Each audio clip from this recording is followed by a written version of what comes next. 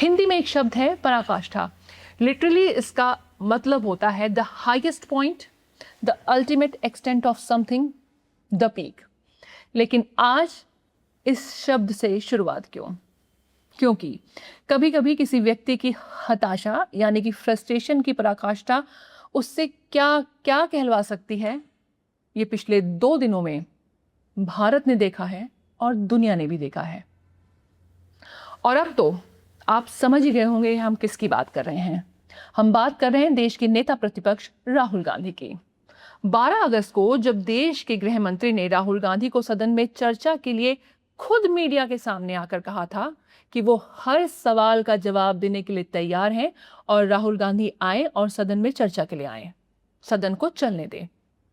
उसके बाद राहुल गांधी ने मीडिया के सामने आकर जिस तरह की प्रतिक्रिया दी वो काफी तीखी प्रतिक्रिया थी और उस वक्त लगा कि शायद उनके पॉलिटिकल फ्रस्ट्रेशन की वो पराकाष्ठा है। लेकिन कहानी यहीं पर खत्म नहीं हुई। इसके बाद कांग्रेस के एक इंटरनल इवेंट का नाम था रचनात्मक कांग्रेस नेशनल कॉन्फ्रेंस। इस इवेंट में राहुल गांधी ने कल जिस भाषा और लहजे का इस्तेमाल किया उसने इस राजनीतिक फ्रस्ट्रेशन की जो पराकाष्ठा है उसको मानो एक नया ही डायमेंशन दे दिया है। नमस्कार, मैं हूं पूनम अकोलिया और आप देख रहे हैं उत्तरांचल दीप।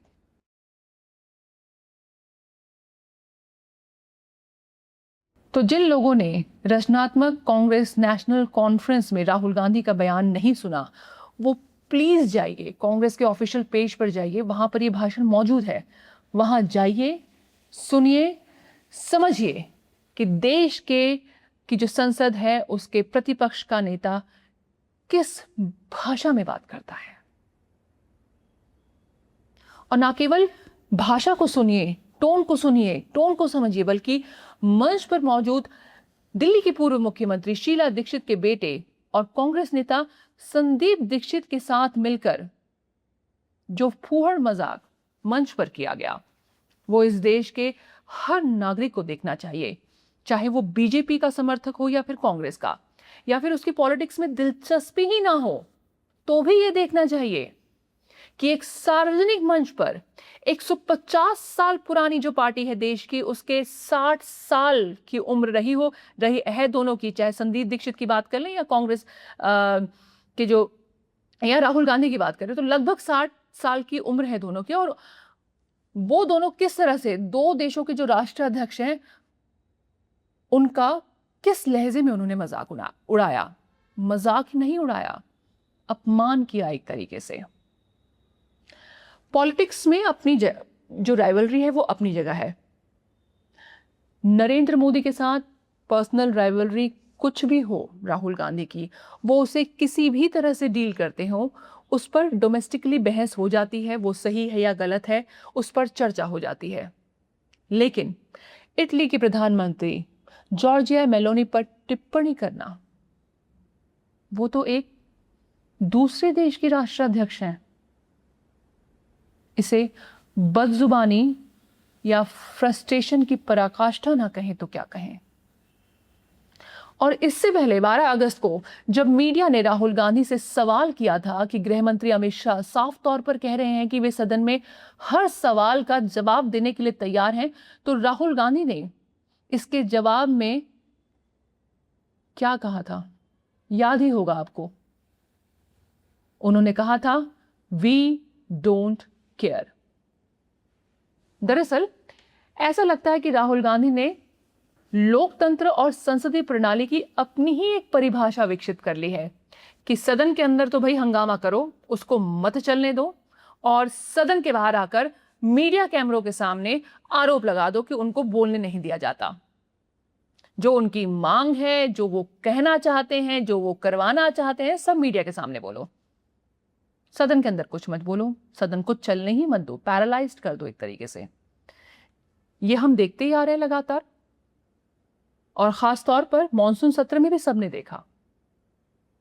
2014 से ही लगातार हम देखते आ रहे हैं कि यही एक तरीका बन गया है राहुल गांधी का अपनी राजनीति करने का। लेकिन खास तौर से जब से वो नेता प्रतिपक्ष बने हैं, तो ये एक पॉलिटिकल कम्युनिकेशन का स्टाइल उन्होंने अपना बना लिया है। और इसके अलावा जब से उन्होंने संविधान की वो लाल रंग की एक छोटी सी किताब अपने हाथ में उठानी शुरू की है ना, तब से तो ऐसा लग रहा है कि लगातार राहुल गांधी वर्जन ऑफ संविधान वो एक उन्होंने बना लिया है और वो उसके हिसाब से ही अपनी राजनीति कर रहे हैं। ऐसा लग रहा है जैसे उस लाल किताब, जो छोटी सी लाल किताब वो लिए फिरते हैं ना, उसमें संविधान की जो परिभाषाएं हैं, संसदीय प्रणाली की जो परिभाषाएं हैं, वो राहुल गांधी वर्जन ऑफ परिभाषाएं हैं। वो लिख चुके हैं और अब उसी को वो अपना रहे हैं। एक सवाल है, अगर राहुल गांधी वास्तव में गृह मंत्री अमित शाह का बयान सुनना चाहते थे, उनको अकाउंटेबिलिटी फिक्स करना चाहते थे उनकी, तो उन्होंने इसके लिए लोकसभा अध्यक्ष को औपचारिक रूप से लिखित अनुरोध क्यों नहीं किया? जो लोग लगातार मॉनसून सत्र की प्रोसीडिंग देख रहे थे, लोकसभा की खास तौर पर प्रोसीडिंग को देख रहे थे, आपने देखा ही होगा कि लोकसभा अध्यक्ष उनसे कह रहे थे कि आप लिखित में अनुरोध कीजिए, क्योंकि यही तरीका है। लेकिन तरीके से तो राहुल गांधी को चलना नहीं है। एक औपचारिक पत्र उनको दरअसल लिखना चाहिए था, जिसमें यह स्पष्ट किया जाना चाहिए था कि किस नियम के तहत, किस विषय पर और किस प्रारूप में वे संसद के अंदर चर्चा चाहते हैं। संसदीय व्यवस्था ऐसे नहीं चलती जैसे कि राहुल गांधी चलाना चाहते हैं, कि बस उन्होंने मांग कर ली थी कि गृह मंत्री आए और बयान दें, और गृह मंत्री आ जाएंगे और बयान दे देंगे। संसद की अपनी प्रक्रिया है, अपने नियम हैं, चर्चा कराने के लिए अपने निर्धारित तरीके हैं। राहुल गांधी जी, आपको समझना होगा इन संसदीय प्रणाली को, या फिर ये हम समझ चुके हैं कि आप सब कुछ जानते हैं, ये प्रणाली जानते हैं, लेकिन जानबूझकर आप इस संसदीय प्रणाली को नहीं फॉलो करना चाहते। लेकिन जो सत्ता पक्ष है वो ये व्यवस्था और इसकी प्रक्रिया को बहुत अच्छे से जानती है, समझती है। तो ऐसे में लोकतंत्र में सवाल उठना, दरअसल लोकतंत्र में जो सवाल उठाना जितना महत्वपूर्ण होता है, उतना ही महत्वपूर्ण होता है कि वो सवाल जो उठाया जाए वो संसदीय प्रणाली नियमों के हिसाब से उठाया जाए। लेकिन राहुल गांधी इन नियमों को नहीं मानते। इसे एंटाइटलमेंट की पराकाष्ठा ना कहें तो क्या कहें। दरअसल राहुल गांधी को यह लगने लगा है कि सीजेपी के आंदोलन के कारण सरकार झुक गई है। एक मंत्री का इस्तीफा हो गया है और अब सरकार ये जाने वाली है और उनका नंबर आने वाला है। लेकिन जंतर मंतर पर जो कुछ हुआ उसके बाद अगर राहुल गांधी को राजनीति की थोड़ी सी भी समझ होती ना, तो इस मामले को और हवा नहीं देते, इस पर पानी डालने की कोशिश करते। क्योंकि एक ऐसा व्यक्ति जिसकी कोई स्थापित राजनीतिक पृष्ठभूमि नहीं है, जिसकी जमीन पर कोई कोई पकड़ ही नहीं है, उसने वो कर दिखाया जो करीब 150 साल पुरानी कांग्रेस पार्टी नहीं कर पाई। और इसके बावजूद अगर राजनीतिक संकेतों को समझने की बजाय राहुल गांधी उसी मुद्दे को हवा दे रहे हैं, तो इसे राजनीतिक नासमझी की पराकाष्ठा ना कहें तो क्या कहें। अमित शाह, नरेंद्र मोदी रात में सोते नहीं। हम अमित शाह का भाषण नहीं सुनेंगे। अमित शाह, नरेंद्र मोदी जोकर हैं और ना जाने क्या क्या कहा राहुल गांधी ने।